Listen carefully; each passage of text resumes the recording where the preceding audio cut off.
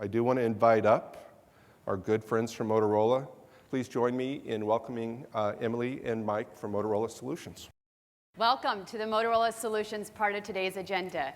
Thanks, Kent, and everyone else for having us here. My name is Emily Cates. I'm the Director of Employee Learning, and I have with me today Mike Livingston, Director of our Operations. All right, so today we're going to spend a little bit of time talking about looking at your learning organization through a business lens and the journey that we've gone through to make that happen at Motorola Solutions.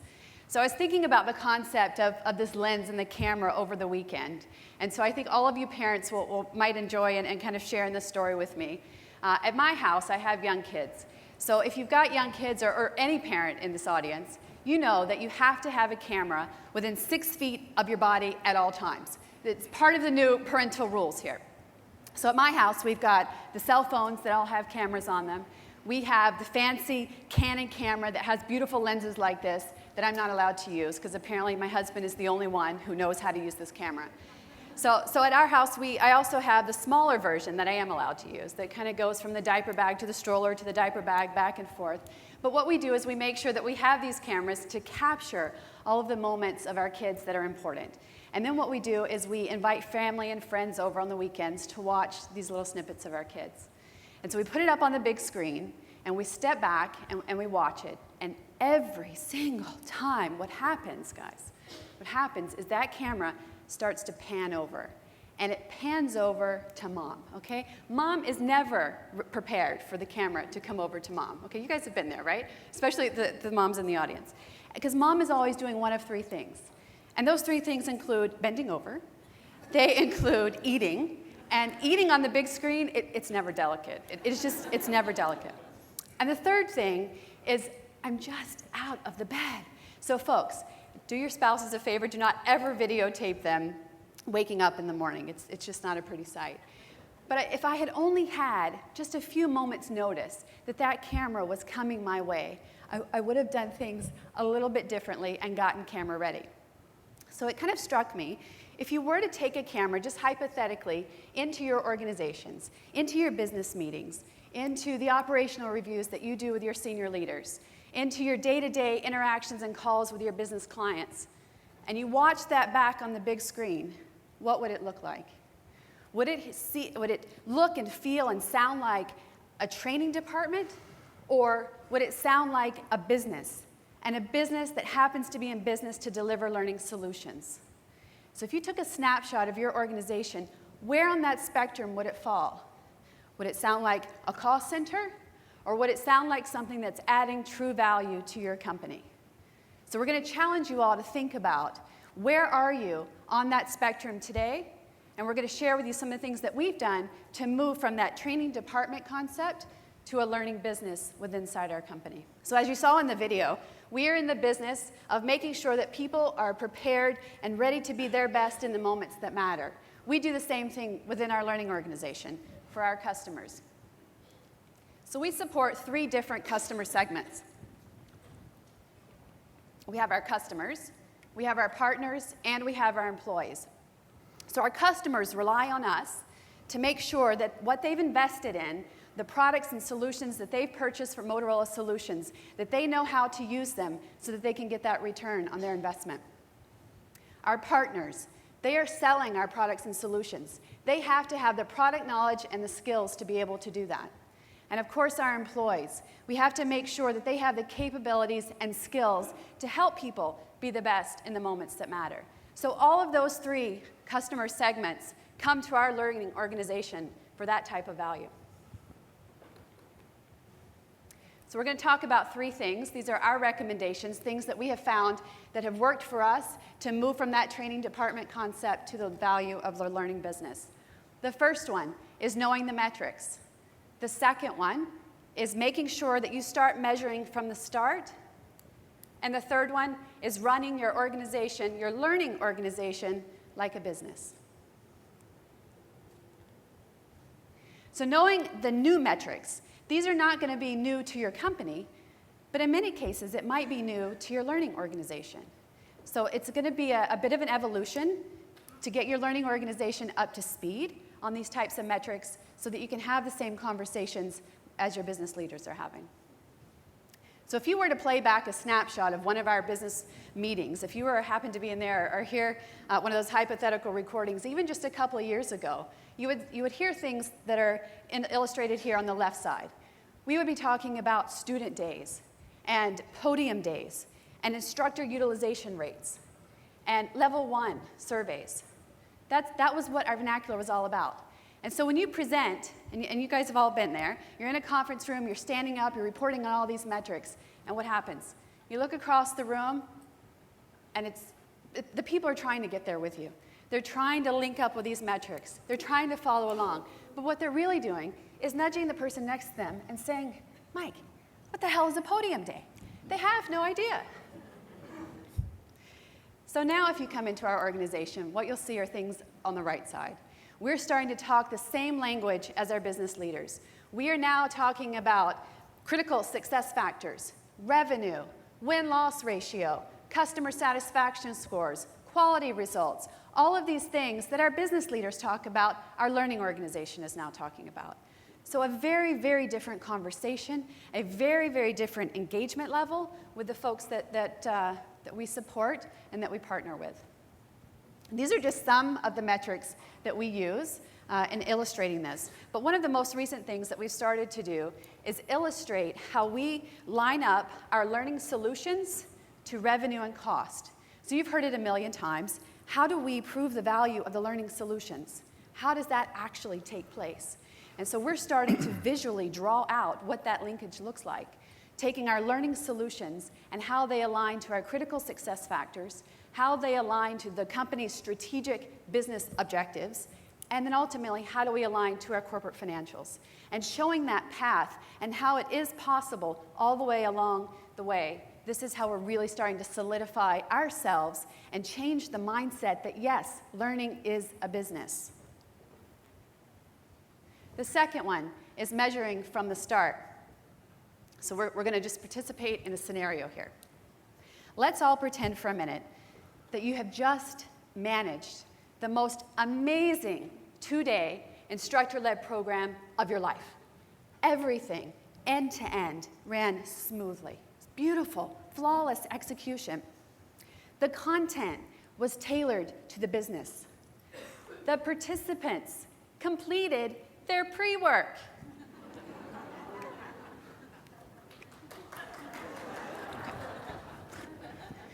Can I get an amen from that guy?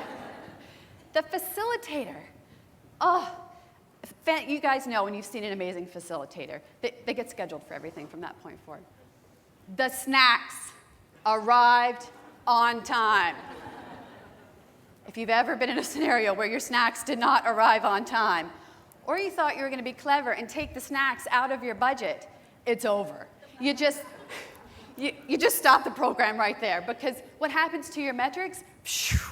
To just write down. Because all anybody wants to talk about, it's not, oh, I'm going to transfer this knowledge to my job, or oh, I'm going to go use this tomorrow. It's where were the snacks? Last time we had snacks. Could we please order some snacks? But in this scenario, your snacks arrived on time, and they were delicious, delicious. After the workshop, you had coaching, and you had e-learning follow-up. So just all the stuff that you put into a blended learning solution. It was all there, all there. And you're feeling good about it. And then about 6 weeks after, you're sitting at your desk. And you get a call. And this is what I call the ROI call. You've had that call. Yep. Me too. And that call goes a little bit like this. Emily, it comes in, first of all. It comes in from whoever paid for the program. Emily, fantastic job on that program. The participants, they're still talking about it. I think they're really using it. Have you had a chance to calculate the ROI? We're 6 weeks after, and I'd really like to see where we're at with that. And I want to put those numbers in a presentation of, and then to be honest, guys, I have no idea what happens after that point in time. Because I've stopped breathing, okay? I stopped breathing because I'm having a panic attack, because I have no idea how to measure ROI. I have no idea what metrics I'm supposed to be using. And then I realized we have a measurement department. Thank God. We have an operations team. So I get back on the phone, and I collect myself. Sure, no problem. Let me just circle back with my operations team. I'll put a couple numbers together, and I'll get back to you in just a few minutes, a couple days. I'll call Mike up. Mike. Explain the situation to Mike. And what happens on the other end of my line? Nothing. Mike has stopped breathing. So guys, for the health of your organizations, we cannot wait for the ROI call after. We have to start measuring way before deployment, way before design, before the needs analysis. Early days, guys. But let's say that we did that. And for us at Motorola Solutions, we build and manage so many different programs that we cannot have those conversations up front, run the programs, and get to the end and have that conversation again. No. We have to make sure that we have a continuous feedback loop with our business stakeholders, with our clients, because things change. You all know that priorities shift throughout the year. So we have to make sure that we have a governance board, a prioritization board that helps us make sure that we stay aligned with the business. It helps us make sure that as we're developing and designing and getting ready to deploy, it's what that customer, that partner, or that employee is expecting to receive afterwards. And we can measure it if we've done that. We also have a learning steering committee that helps make sure that directionally our whole learning organization is going down the right path. So if you don't have any type of formal structure or governance team set up within your own organizations, this would be a really great opportunity to take back and think about implementing it in your organizations right away. It's been really effective for us, and I know it can be for you as well. We've also started implementing performance consulting. So on my team, I've started to build capability of performance consultants. And their whole job is to make sure that when our business leaders are setting those company goals and the functions that we support are setting their critical success factors, and they are understanding what measures they're going to use to measure their business outcomes, our learning person is right there at the same time, understanding what are the performance expectations of the employees in that department. Is there a gap between what's expected and how they're performing today? And if there is, what strategic learning investments could we make in those employees to help them reach those critical success factors? And then we design based on that criteria. So very, very small, select set of strategic learning solutions aligned to the business. And the last thing I'll share is that running your learning organization as a business. Kent mentioned that Claudia has an engineering background. Mike has military experience. I come from the startup world. And all of our leadership team, we really only know how to run things like a business. We're used to process and rigor and tools. And so what we found is that inside of our company, there are some unconventional learning tools that we have looked at and decided that they make sense for us to run our learning organization, to run our business inside. These are not tools that are flashing learning organization. They're not being sold to us. Some of these are internal tools that we have. Some of them are ones that we partner on. But they're all things that help us make sure that we're looking at our learning attach rates to the services, to the equipment, to our solution sales as a company. They help us measure and track our operational earnings and watch our margins. So this is another takeaway for everybody. You may have tools, and most likely you do because you're all running companies. Those business tools could be used for your learning organization. So I would encourage all of you to take a look at those and see if some of them may help you get started as you make that transition from being a training department to a learning business. So I'm going to turn things over to Mike Livingston and ask him to share more about our measurement maturity model. Good afternoon. My name is Mike Livingston. As Emily told you, I do have some experience in the Army. I spent nearly 25 years in uniform, retired in 1993 as a sergeant major in the recruiting profession, so kind of in the talent world. I used to say I was the chief HR professional in my battalion, working for my colonel and telling him how to manage his replacement pool and so forth. So I came to Motorola and was in Motorola University for a long time, and as our company changed and things were spun off and we shrunk and grew and acquired and then split into two pieces, Motorola University, which I was a member of, became another casualty of the change at Motorola Solutions. However, Claudia came to me and told me about an exciting opportunity within her organization where they took all of the customer and partner training organizations and put them together. If you might imagine a bunch of disparate training organizations, one that was taking care of the radio business and one that was taking care of the IDEN business and one that was taking care of the enterprise mobile computing business, and then somebody looked at that and go, wow, that's a lot of people that we're investing to touch the same customers. Why don't we put them all together and give it to Claudia and let her run with it? And she came to me and she said, I'd like you to be my operations guy. Since Motorola's university is going away, what do you think? And I said, sure. She goes, good, I want you to focus like a laser beam on measurement. That's your role. And so that's what I've been doing for the last couple of years. I came into the organization, I think, in December of 2010, and I've been with this organization ever since. We're trying to grow that capability, and I want to share with you our measurement journey. And it starts with this measurement maturity model. Some of you might be familiar with the capability maturity model, particularly in the software world. I had a friend who was a software programmer from Bangalore who told me even the cows are level 2 in India. So thought that was kind of interesting. Anyway, and in this measurement maturity model, if you remember a maturity model, it starts with the ad hoc piece, and then it goes to the repeatable piece, and then it goes to the defined space, and then it becomes managed, and then finally optimized. And I'll share each of those with you, but I think all of us are familiar, particularly those of us who've been in the learning business for a long time. I've been around in learning since 1976. I started with training and doctrine command, writing training material for the avionics schools at Fort Gordon, Georgia. That's where I got my instructional design background. And we knew what level 1s were. We knew what this ad hoc was. It was this Scantron form, typically red, that you gave a number 2 pencil to and said, don't play with the pencil, just fill in the little bubbles about your attitude about the event that you've just attended. And oh, by the way, we're going to take that from you and we're going to figure out what we're going to do with it.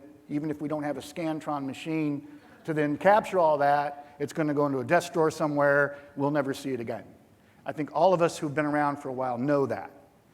And what's interesting about that, I hate that particular event because it's usually in the instructor-led space.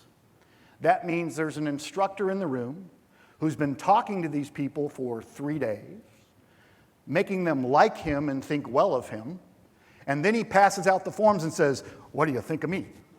Aren't I great? And then he collects up the forms, and the ones that he really likes, he folds up and he puts into his pocket. Says, I'm taking this one home. These are my press clippings.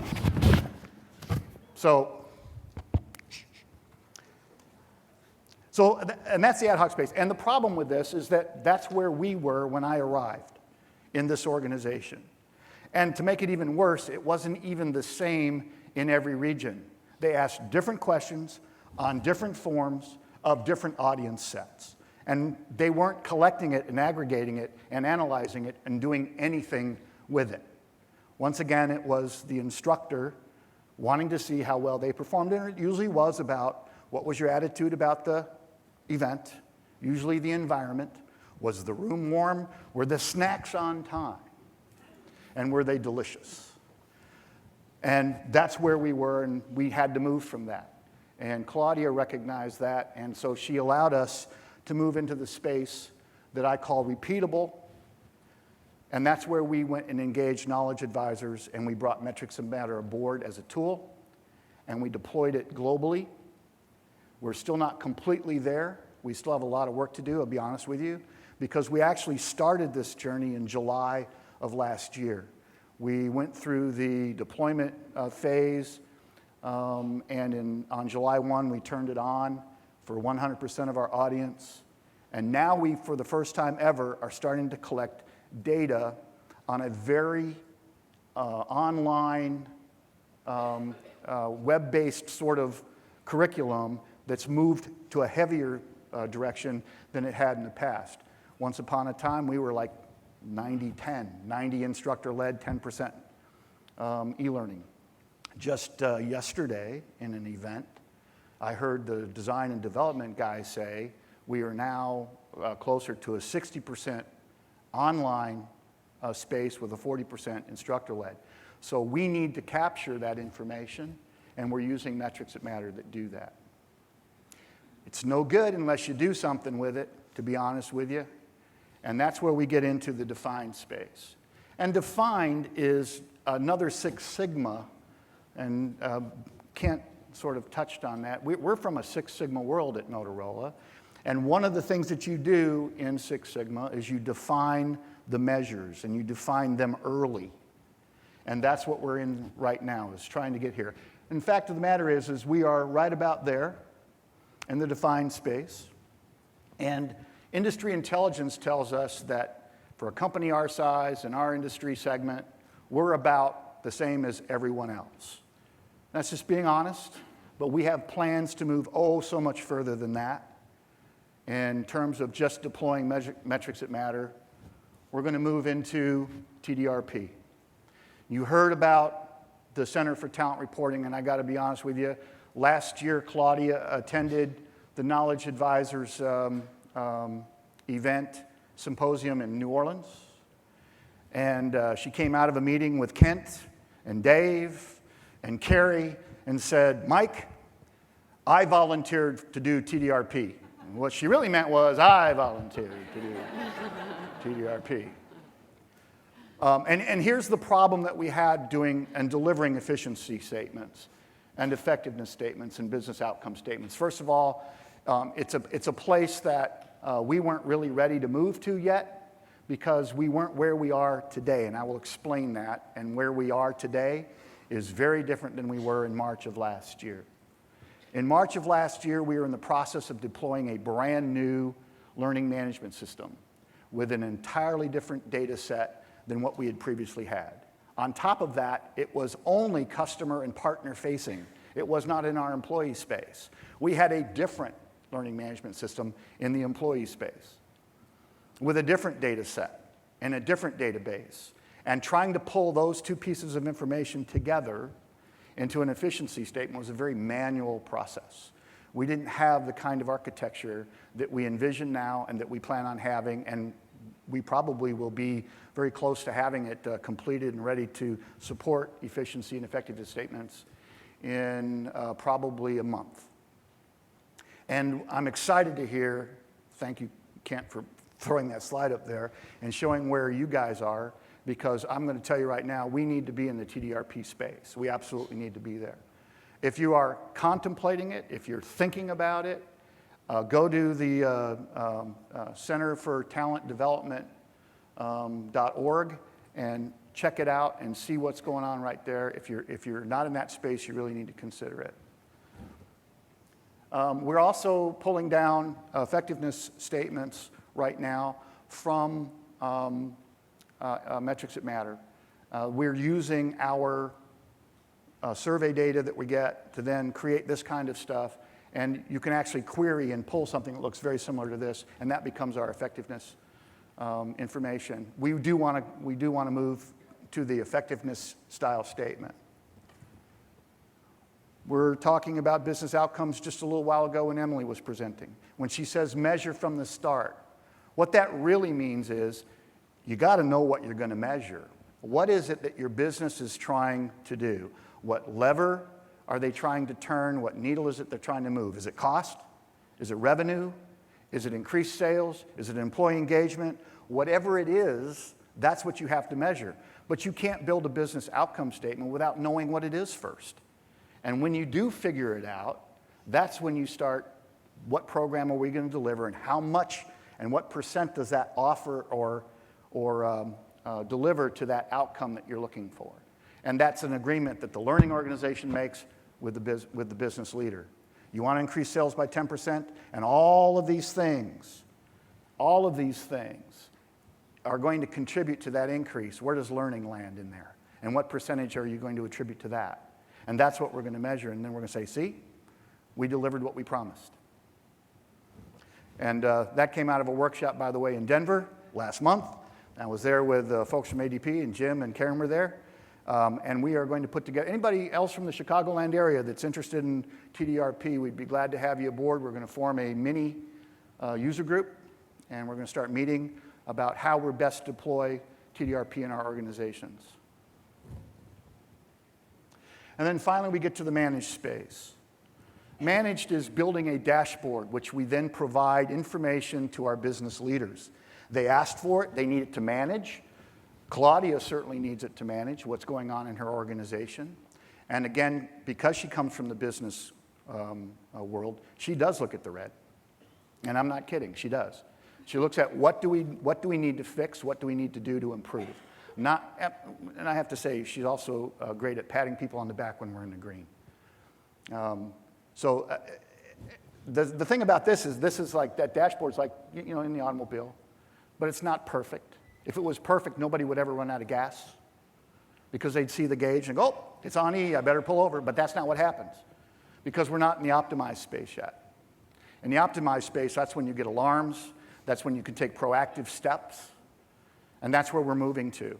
We just had, at the beginning of the year, a Six Sigma, what we call a jump start, which then lines up all the things that we need to do to achieve the critical success factors that Claudia has laid out for the organization. Within that jump start, we named several things in the measurement space. And let's face it, everything she does in the critical success factors have to have some form of measures to see that we've achieved them. And so we're building the data, we're building the databases and the data architecture and the report structure and what those look like. Claudia just got interviewed by two people from the organization about what measures she wants to focus on in terms of her business and managing her business. And then we presented her with the 76 other measures that we had gathered from other leaders within her organization. 76 is too many. You need to select the vital few and focus on those and those only. If you try to focus on 76 things, what they say in the Six Sigma world is that's too costly, it's too time-consuming, and you'll never solve your problem or change anything because you'll be too busy doing nothing but measuring. Figure out what it is you need to measure that's making impact against business outcomes and measure that. This is an example of the dashboard that we currently use within Metrics That Matter. This is but one segment of the dashboard that we envision. We have what we call learning measures. We all know what learning measures are. You've seen them in efficiency reports, you've seen them in effectiveness reports, but we also have machine measures. We are a business, and the machine produces something. What's your on-time rate to produce documentation against a new product release? What is your cost overrun? Are you on budget, on plan? What's your process maturity? What's your systems availability? What's your service level agreement with your outsourced providers that give you that back office support? Your customer care center that talks to your customers and your partners. How are they performing against your service level agreement that you have with them or the memorandum of understanding that you have with them? That's a machine measure. We need that kind of dashboard as well. And this we envision as being like a 4-up quadrant that you can drill into.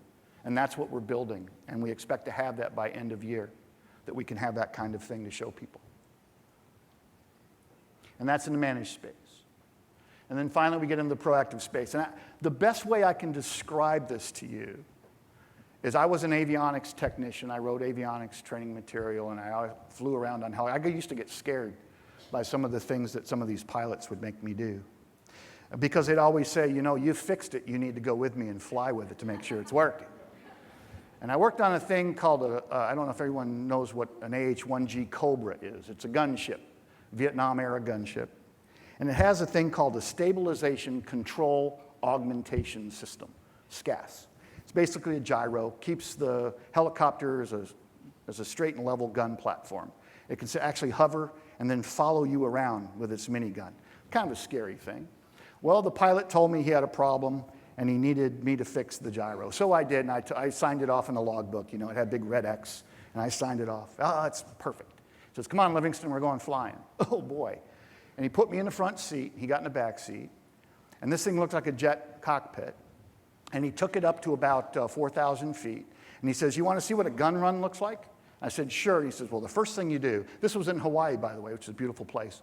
It's not a place that cobras belong, I'll tell you that. And he said, what we're going to do is we're going to put the shadow of the aircraft over the people on the ground. That's our target.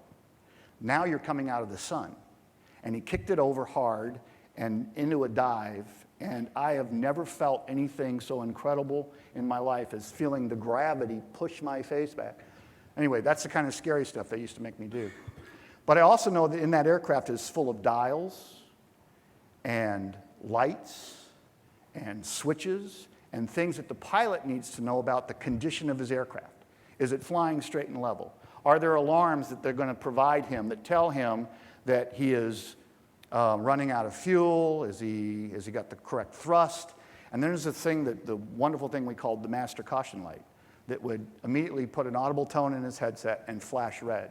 That's what we're talking about in the optimized space, is what are the alarms that we can set for us that tells us that we've got something that's performing out of spec and that we need to pull it back in. And that's where we need to get to, and that's where we're moving to. I hope next year that in one of the workshops that we can stand up and tell you that we've arrived there and even show it to you. And that's my sincere hope. And I hope with our partners from CTR and from KnowledgeAdvisors that we can do just that. And that's all we have right now. What we heard was that lens that we look at through the business has got to tell us what's going on in the business, what needs to get impacted by what we do, and we need to know that up front. So you know your metrics, know what they are, measure early. Really means to measure, know what you're measuring and get that down right off the bat. And then finally, run your learning organization, run learning like a business, speak like the business person. And thank you. We stand ready for your questions.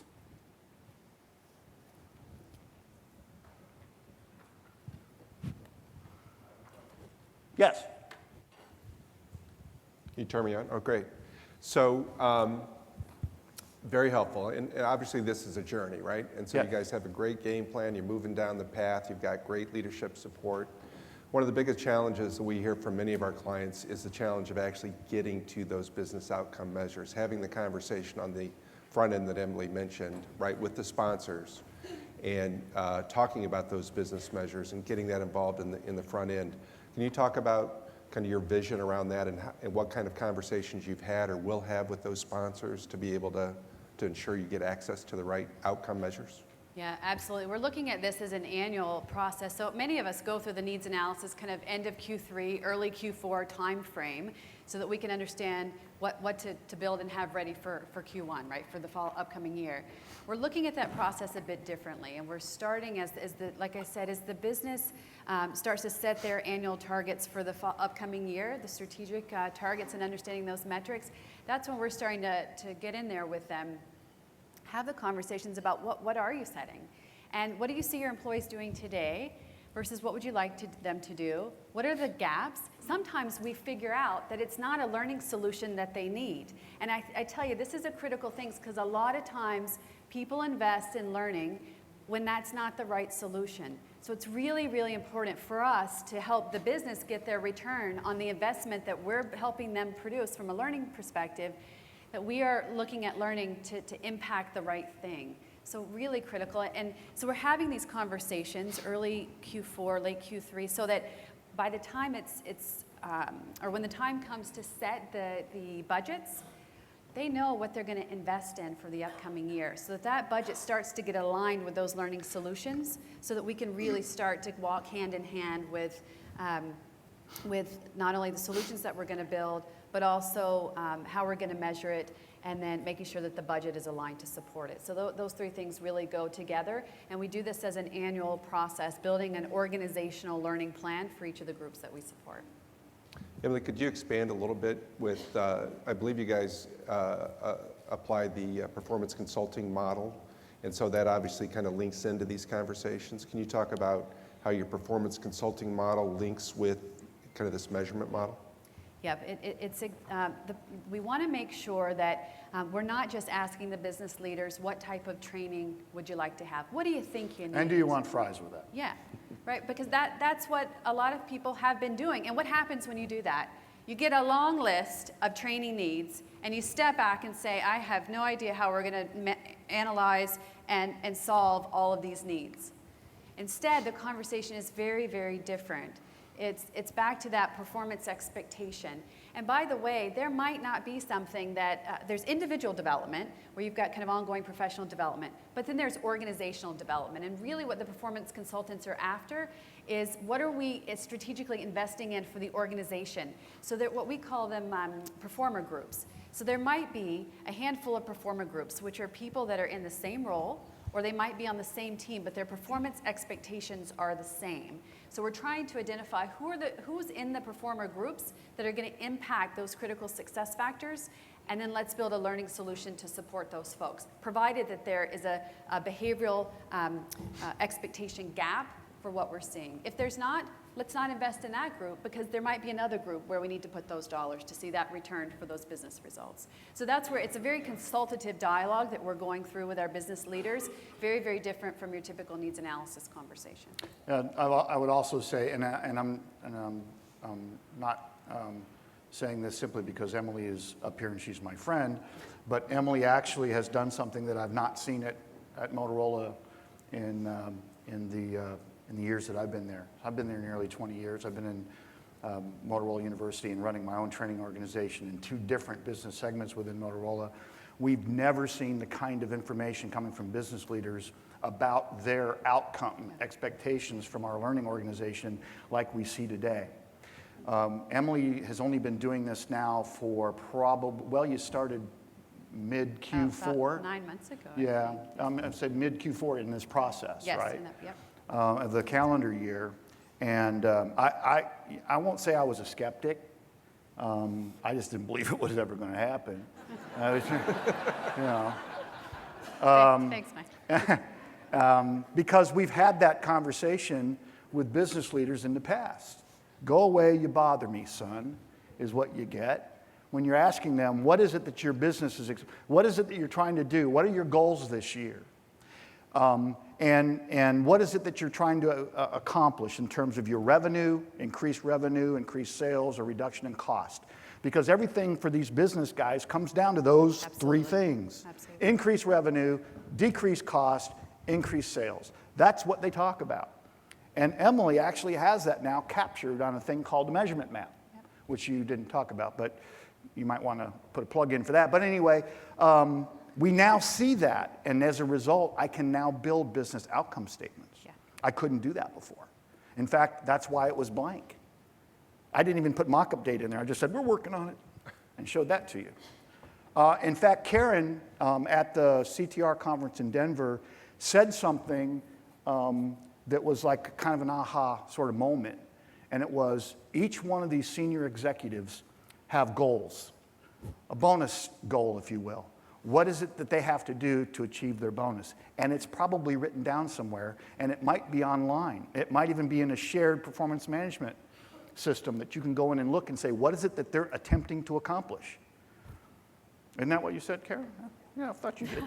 Anyway, so, and that was a big aha, was this stuff is out there, and we shouldn't have to go, and then they go away, I'm busy. That's not what we want to hear from them. We want to get from them, what is it that you're trying to do in terms of what needle you're trying to move, what revenue targets do you have, what cost reduction targets do you have, what quality goals do you have. Those are the kinds of things that we need to have a business outcome. And I finally am starting to see those. So now when she makes that ROI call, I hope that I have that statement that I can provide to her to take back to that business leader who said he was going to pay for this program for that purpose. To increase that revenue, to reduce that cost. And now we've proof positive that we've done just that, and now we're a value to the business. Yeah, and like Mike said, it is an evolution. Anytime you start changing the way that that you've had conversations with the business for years, right? There are skeptics in the organization, and it's going to take time for us to prove that yes, this is doable, yes, we can do it, we can show you how this works. And so this year is really going to be a transformational effort for us to solidify that performance consulting model. I wanted to acknowledge another person who's in the audience. He's with Motorola as well. He's also the guy that I go to. Remember when Claudia said, Mike, I volunteered for TDRP, and I said, no, you volunteered me for TDRP. I volunteered him for TDRP. Chris, where are you? There he is. Chris Mantina is also on our TDRP journey. And if you have an opportunity to meet with him or talk to him during break, whatever, introduce yourself, he'd be glad to share our measurement journey with you and some of the manual activity that we had to go through and where we are today. And it's a very different world than where we were a month ago. There's a couple more questions I see coming in. Not sure how much time we have, but. I need sunglasses. Just again. really quickly, back here, back in the back. Since imitation is the sincerest form of flattery, do you mind sharing that slide that you just had up there on the screen with us so that we can steal it and take it back to our organizations? Which one was that? The one with the baby crawling up and growing up. Sure. You know what? I'll let you do that, actually. That one? Yeah. Okay. I'll give you credit.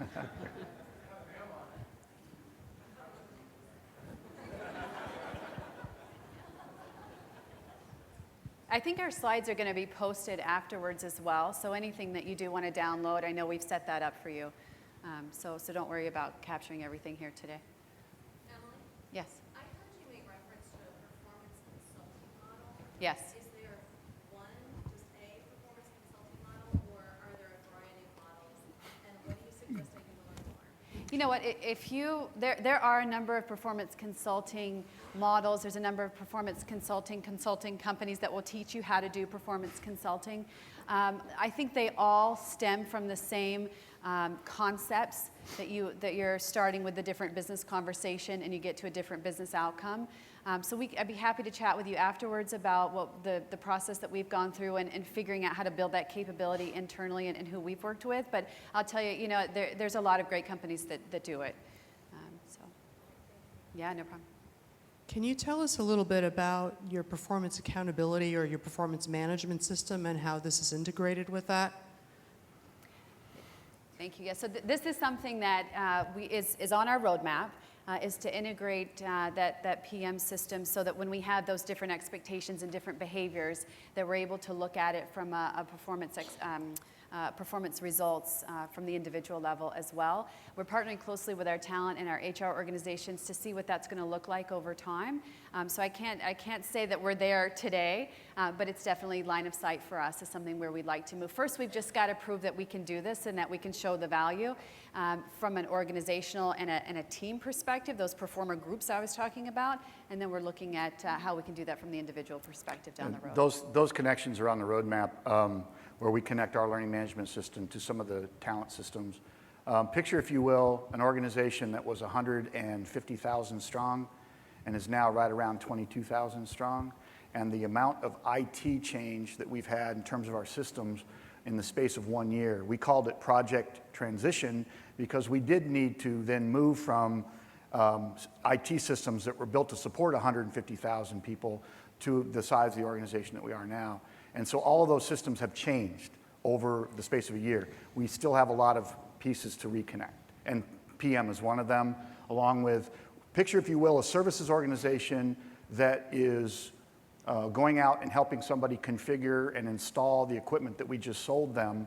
And we need to figure out what competencies and talents that they have so we pick the right project team to deploy. We need to build that out again, too. So that's where we are. Learning culture? Just another thing that Claudia just mentioned is our learning culture. We, over the last couple years, we've had such a focus on delivering learning solutions to our partners and our customers that we really need to sort of resurge the energy around employee learning inside of our organization. So the performance consulting and the measurement is certainly one piece of that, but we've got another piece that's really starting to look at what are the critical factors to really changing our culture, making sure that we have point-in-time access for our learners, so they're not waiting for a classroom session, they're not waiting for some event to happen, that they've got the tools and the resources and the knowledge right at their fingertips when they need it. Certainly we've got the organizational learning plans that we're building, but from an individual perspective, what does that look like? What do our employees need? We all learn so differently today in our own personal lives, right? We're YouTubing, we're Googling. If we need something, we're going to go find it ourselves. We're not going to wait for it. And we need to make sure that we're offering that same experience internally. So we've got a lot of cultural changes to make as well. And certainly working with our business leaders to identify what's the priority, how fast can we make some of this, but certainly making sure that everybody's aligned to support the new employee learning vision that we have. Emily, Yes. not trying to avoid you, Mike, but back to something you said earlier about quit trying to believe that we can convince accounting and sales and business to really ever understand anything about training. Do you have a glossary or a translation little manual available that, you A know, list of that- acronyms too. yeah, a list of acronyms that could help someone who's been in learning for 40 years speak, talk that, and make that translation, or even an example, a good comment, good observation, and I applaud you for that insight. Thank you for that. The way that we look at it is those learning metrics are still metrics that we have to look at. We can't discard those metrics. We still need them to run our learning business. But they're not the metrics that we're going to have conversations on with our business leaders. And those conversations with our business leaders are the metrics that we would talk about. Some are the same, but some may be different. Our sales organization is going to be looking at win-loss ratios, right? They're going to be looking at something very different than what our procurement leaders are going to be looking at, than our marketing leaders. So everybody's going to have their own metrics that are important to them. So it's important for our organization to understand that and making sure that the learning plans we're building and the metrics that we tie back to are the ones that those leaders have set out. There's definitely some financial acumen development and business acumen development that I've got to do for our performance consultants that we have to do within our learning organization to make sure that if they're not fluent in those words, if they're not fluent in the financials behind them, to really understand the business that we have that. And by the way, we've actually done the performance consulting within Claudia's organization, within our own learning organization, to understand what capabilities do we need to build in order to deliver on Claudia's critical success factors. And some of that business and financial acumen is right up there to make sure that we're prepared to have those conversations.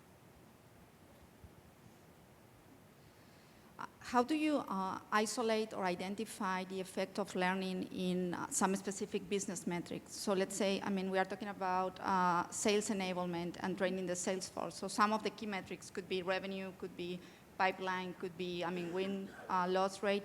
How do you know, how much of that is coming actually from learning versus other things that may impact those metrics? TDR. Yeah, that's a great question. It's a TDRP Yeah, go ahead. sort of thing. So from a business outcome perspective, and Dave Vance is probably much better at doing this than I am, but I'm going to give it a shot, Dave.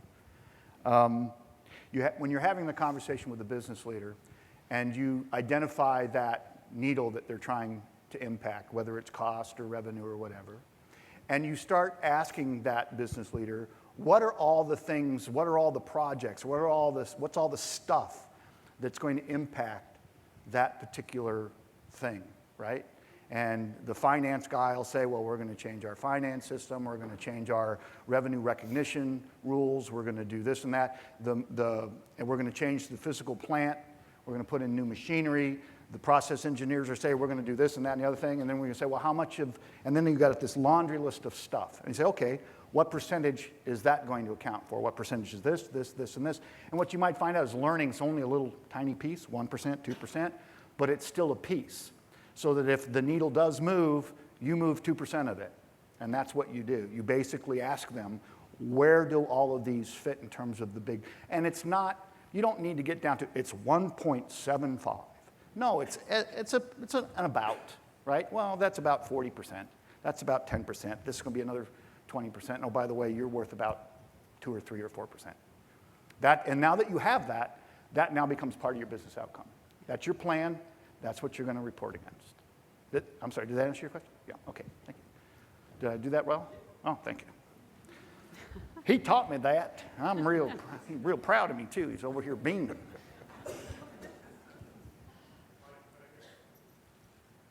First, I just wanted to comment. I really like your model, and I like having the business outcomes defined on the front end. We kind of use the term return on expectation versus ROI, since, as everybody knows in this room, it's really hard to quantify or just even back up ROI on training. You mentioned you have an ROI call. Does Motorola in any of its programs do any type of showcasing of the results of the program, whether it's some of the output from the participants in the programs, in a leadership program or something that's actionable to the business leaders? We found that sometimes the story or the examples is just as powerful as a spreadsheet or some data. Yeah, I'll just clarify, the ROI call, if you're not prepared for it, it's not a good call to have. You definitely want to make sure that hopefully you're ready for that. But I think one of the things though, in looking at that, is that we want to make sure from an ROI perspective that we've got the regular touch points with the business, so that as we're getting through that, we're ready at the end of the day. Mike, would you add anything else to? Yeah.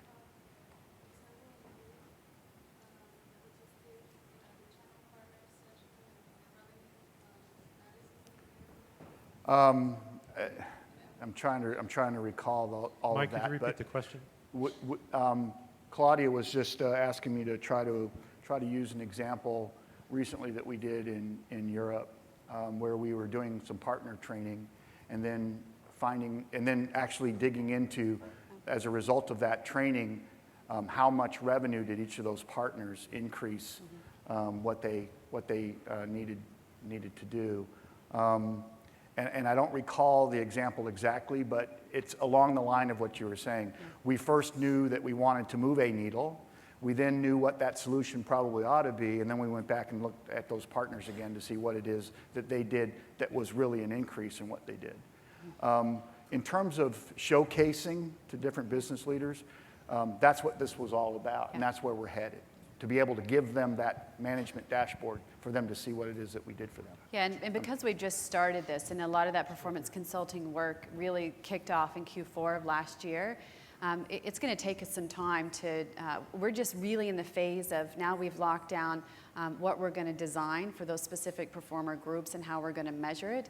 We haven't even started to deploy those organizational solutions yet. So as we do that throughout the year and our learning organization starts to have access to those the business data that we need to now start watching for those needles, then we'll be able to have those conversations back and share out the results. But we haven't lived in this model long enough to have results to share out. You okay? Yeah, so, I just wanted to take a moment and, first of all, I wanted to thank my team because, they came to the rescue here and we both appreciate it. Let's give it up for you.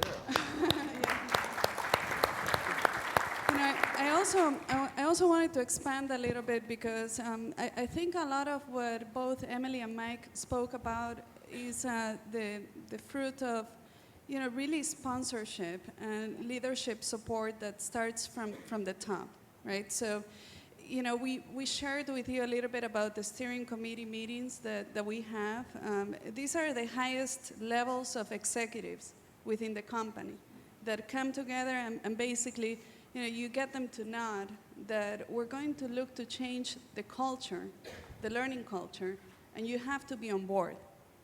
And once they nod and they say, yes, we're on board, we're not turning back. That's it, right? There's commitment, right? So that I wanted to stress that point because I think that has to. Let me see if I. Oh no! Oh, I don't fall here.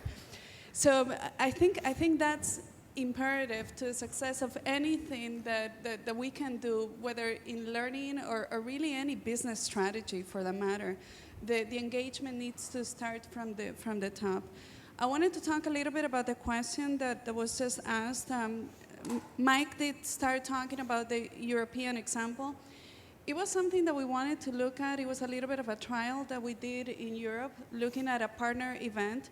And the reality is that, by looking at the revenue per head, that each one of those partner sales reps would have brought otherwise, not having gone through the event, and then having gone through the event and isolating. There was a question earlier about isolation. We isolated multiple times, by the way.